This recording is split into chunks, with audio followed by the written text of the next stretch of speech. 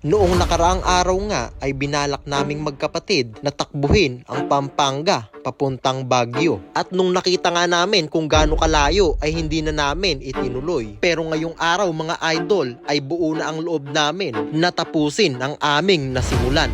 Ngayong araw mga idol ay tatakbuhin na namin ang Pampanga papuntang Baguio dahil nga naniniwala kami sa kasabihang walang imposible sa taong nagpupursige. At habang ang tumatakbo kaming magkapatid ay bigla kaming pinulikat. At sa oras nga na ito mga idol ay sobrang sakit ng paa namin kaya hindi na naman tayo matutuloy.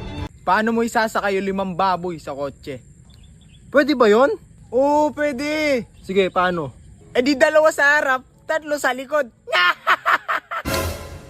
Sige ito, paano mo naman isasakay yung 5 kalabaw sa kotse? O di 2 sa harap, 3 sa likod. Mali! O sige, paano pala? E di labas mo muna yung baboy sa kotse, tapos pasok mo yung kalabaw, 2 sa harap, 3 sa likod. O sige, ito paano mo naman malalaman kung may 5 kalabaw sa loob ng hotel? Sa loob ng hotel? Oo, paano mo malalaman kung may 5 kalabaw doon? O sige, paano? Eh di pag nakapark yung sinakyan nilang kotse sa labas ng hotel, ano ang tawag sa pusang maliit? Pusang maliit? E di kuting. Mali! Sige, ano? Eh di katiting. O sige ito ano naman ang tawag sa maliit na kambing? Malit na kambing? Walang ganon. Meron. O sige, ano? E di kapirang goat. Kapirang goat? Ngayong araw nga ay tatakbuhin naming magkapatid ang Pampanga papuntang Baguio. Kaya bago namin ito gawin ay kinondisyon na namin ng aming katawan. Alam namin na hindi ito magiging madali para sa amin. Kaya halos 2 buwan ang aming hinanda para lamang sa araw na ito. Niready na nga rin pala namin ang aming mga dadalhin na gamit at pagkain. Dahil sigurado kami na aabutin kami ng ilang araw o hindi kaya ilang buwan para lamang makarating sa Baguio. Walang kasiguraduhan kung matatapos ba namin itong challenge na ito. At bago nga pala kami umalis ay gusto namin napakita sa inyo kung gaano ba kalayo yung Pampanga papuntang Baguio. Dadaan nga pala kami sa Angeles papuntang Tarlac at madadaanan din namin ang Pangasinan. Kung gagamit nga pala kami ng sasakyan mga idol ay aabutin kami ng 5 hours and 36 minutes. At kung tatakbuhin naman namin ito ay sigurado nga abutin kami ng ilang buwan. Kaya nga nung nakita namin mga idol kung gaano kalayo ay hindi na namin ito itinuloy. Knock knock. Who's there? You. You who?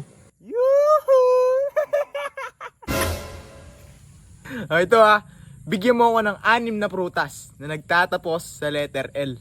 6 na prutas na nagtatapos sa letter L? Oo, tulad ng santol, tsaka kahel. Santol. Kael.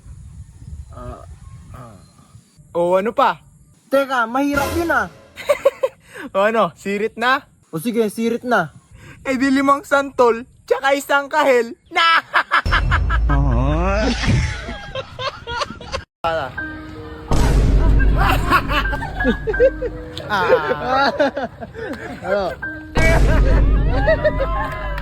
Ngayong araw, uuwi yung tatay namin galing abroad.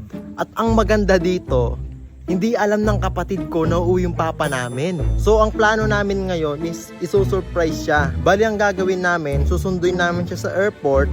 Then pagkasundo, dediretso kami sa school niya. Saktong uwian nila yun alas 3, alas 4. Kaya tara guys, excited na ako. Ngayong araw nga ay susunduin namin si Papa sa Clark International Airport. Noon nga kasi mga idol sa Manila pa namin siya sinusundo. Bali ngayong araw nga pala yung uwi ni Papa dahil finish contract niya sa kanyang trabaho. Every 2 years kasi mga idol ay umuuwi siya. Ang totoo nga niyan, dapat 2 kaming magkapatid yung susurpresahin niya. Kaso nalaman ko agad na uuwi siya. Kaya yung kapatid ko na lang bunso yung susurprise niya. Lumaki nga pala kaming magkapatid mga idol na hindi nakakasama yung aming tatay. At syempre nalulungkot kami minsan. At syempre naiintindihan naman namin yon na kaya niya yun ginagawa ay para sa kinabukasan namin. Bali mga idol, kumain nga pala kami muna dito at dumiretso na kami sa school ng aking kapatid. At saktong-sakto nga mga idol, paglabas ng aking kapatid ay nakita niya ako na binibidyohan siya. Kaya hindi niya masyadong napansin si Papa na nasa likod niya na pala.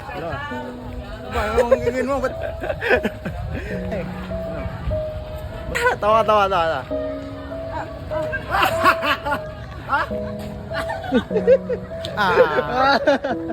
Ano?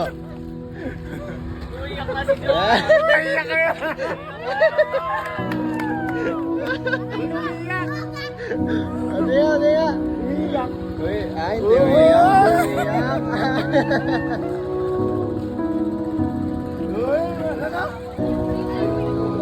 Sabi mo, diyan uwi. Ay guys, sinurprise namin siya, hindi niya alam na uwi papa namin. Kitang-kita nyo nga pala mga idol sa mukha ng aking kapatid na sobrang gulat niya. At sinabi nga pala niya sa akin na para daw siyang nananaginip. Bali shoutout nga pala sa mga kaklase ni Johan na nanonood. Mission accomplished nga pala mga idol yung surprise natin sa kapatid ko.